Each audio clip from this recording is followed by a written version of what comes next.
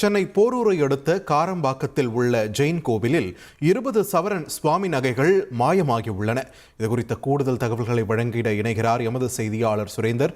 சுரேந்தர், வணக்கம். இந்த கொள்ளைச் சம்பவம் எப்பொழுது நடைபெற்றது? விசாரணையின் முதற்கட்ட தகவல்கள் நமக்கு சொல்வது என்ன?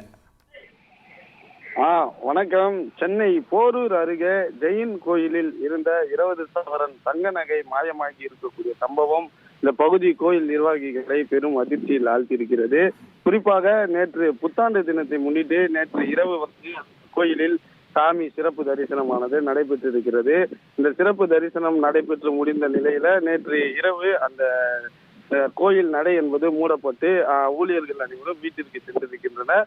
பின்னர் இன்று காலை பார்த்தபோதுதான் கோயிலில் ஜெயின் சாமியின் நெற்றியில் அணிந்திருந்த 20 சவரன் மதிக்கத்தக்க தங்க நகைகள் காணாமல் போயிருப்பதை கண்டு அதிர்ச்சி அடைந்திருக்கின்றனர்.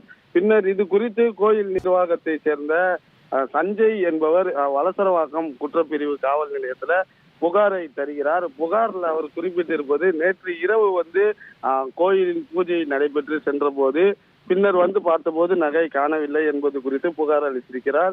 இந்த புகாரின் அடிப்படையில் தற்போது வலசரவாக்கம் குற்றப்பிரிவு போலீசார் கோயிலில் உள்ளே பொருத்தப்பட்டுள்ள சிசிடிவி காட்சிகளை கைப்பற்றி தற்போது இந்த விசாரணை என்பது தொடங்கியிருக்கின்றன.